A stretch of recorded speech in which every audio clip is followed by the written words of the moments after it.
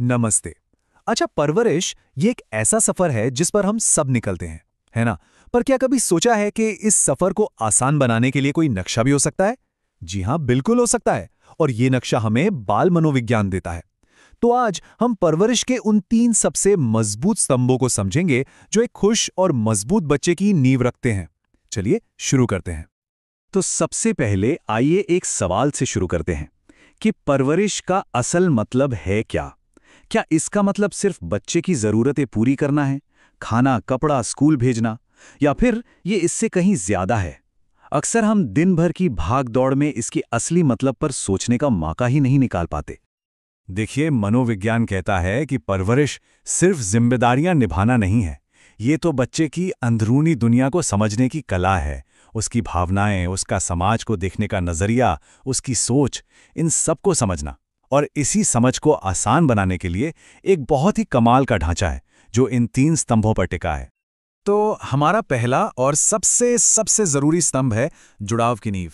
इसे ना एक बड़े से पेड़ की तरह सोचिए। जिस पेड़ की जड़ें जितनी गहरी और मजबूत होती हैं, वो किसी भी आंधी तूफान में सीधा खड़ा रहता है। बच्चों के लिए ये जड़ें और कुछ नहीं बल्कि अपने माता पिता के साथ उनका एक सुरक्षित और भरोसे वाला रिश्ता है। इसी जुड़ाव को मनोविज्ञान की भाषा में सिक्योर अटैचमेंट कहते हैं। इसका सीधा सा मतलब है बच्चे का ये अटूट विश्वास कि चाहे कुछ भी हो जाए, मेरी देखभाल करने वाला कोई है। और जानते हैं, यही सुरक्षा की भावना बच्चे को निडर होकर दुनिया को एक्सप्लोर करने का, नई चीजें सीखने का हौसला देती है। यही तो वो नींव है जिस पर उसका पूरा भविष्य बनता है। तो सवाल ये है कि ये मजबूत जड़ें बनती कैसे हैं? ये बनती हैं रोज के छोटे छोटे प्यार भरे कामों से। जब बच्चा रोए तो उसे गोद में उठाकर ये एहसास दिलाना कि मैं हूं यहां। जब वो परेशान हो तो उसे प्यार से शांत करना। हमारी देखभाल में यही कंसिस्टेंसी, यही एक जैसा बर्ताव बच्चे में वो भरोसा जगाता है कि ये दुनिया एक अच्छी और सुरक्षित जगह है। बहुत बढ़िया। अब आते हैं हमारे दूसरे स्तंभ पर, सिखाने वाले नियम। सोचिए, जैसे एक बेल को ऊपर चढ़ने के लिए एक सहारे, एक ढांचे की जरूरत होती है, ठीक वैसे ही बच्चों को भी बढ़ने के लिए नियमों और सीमाओं की जरूरत होती है। ये नियम उन्हें डराते नहीं, बल्कि दुनिया को समझने में और उसमें सुरक्षित महसूस करने में मदद करते हैं। और यहीं पर एक बात समझना बहुत बहुत जरूरी है कि अनुशासन और सजा में जमीन आसमान का फर्क है। डिसिप्लिन शब्द का असली मतलब है सिखाना। इसका मकसद बच्चे को सेल्फ कंट्रोल सिखाना है, उसे सही गलत का फर्क समझाना है।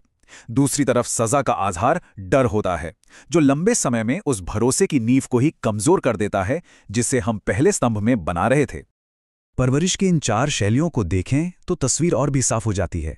ऑथोरिटेटिव या आधिकारिक स्टाइल पर नजर डालिए, इसमें प्यार भी भरपूर है और नियम भी साफ हैं। और नतीजा, बच्चे आत्मनिर्भर बनते हैं, सामाजिक रूप से बेहतर होते हैं। जबकि बाकी स्टाइल्स में या तो सिर्फ सख्ती है प्यार के बिना, या सिर्फ प्यार है नियमों के बिना, और दोनों ही सूरतों में संतुलन बिगड़ जाता है। हमें इसी संतुलन को पाने की कोशिश करनी है। तो जब बच्चे की बड़ी बड़ी भावनाएं जैसे गुस्सा या निराशा बाहर आएं, तब क्या करें? उसके लिए इमोशन कोचिंग एक बहुत ही प्रैक्टिकल टूल है। सबसे पहले उसकी भावना को देखिए, फिर उसे मान्यता दीजिए, ये कहकर कि हाँ, मैं समझ सकता हूं कि ये मुश्किल लग रहा है। फिर उस भावना को एक नाम दे। लगता है तुम्हें बहुत निराशा हो रही है। इसके बाद व्यवहार पर सीमा तय करें, लेकिन भावना को कभी गलत न ठहराएं। और आखिर में मिलकर उस समस्या का हल निकालें। और ये हमें लाता है हमारे तीसरे और आखिरी स्तंभ पर, कोशिश की तारीफ। जैसे एक पौधे को बढ़ने के लिए जड़ों और सहारे के साथ साथ धूप की भी जरूरत होती है, ठीक वैसे ही एक बच्चे को चुनौतियों का सामना करने के लिए सही सोच, सही मानसिकता की जरूरत होती है। ये स्तंभ उसी मानसिकता को बनाने के बारे में है। ये ग्रोथ माइंडसेट का विचार वाकई बहुत शक्तिशाली है। इसका मतलब है ये मानना कि होशियारी या कोई भी टैलेंट पत्थर की लकीर नहीं है। अरे, इसे तो मेहनत और कोशिश से बढ़ाया जा सकता है। जिन बच्चों में ये मानसिकता होती है, वो मुश्किलों से डरते नहीं, बल्कि उन्हें सीखने का एक और मौका समझते हैं। तो हम तारीफ कैसे करें? इसमें एक छोटा सा लेकिन बहुत बड़ा फर्क है। तुम बहुत स्मार्ट हो कहने की जगह अगर हम कहें कि वाह, तुमने इस सवाल को हल करने के लिए जो मेहनत की वो कमाल की थी, तो इसका असर बिल्कुल अलग होता है। जब हम कोशिश और तरीके की तारीफ करते हैं तो हम बच्चे में मेहनत करने की आदत और लचीलापन दोनों को बढ़ावा देते हैं। तो इन तीनों स्तंभों यानी कि मजबूत जुड़ाव, सिखाने वाले नियम और कोशिश की तारीफ को अपनी रोज की जिंदगी में कैसे उतारें। बस एक बात याद रखिए, लक्ष्य परफेक्ट होना नहीं है, लक्ष्य है लगातार अभ्यास करते रहना। तो कुछ बातें हैं जिन्हें हम हमेशा ध्यान में रख सकते हैं।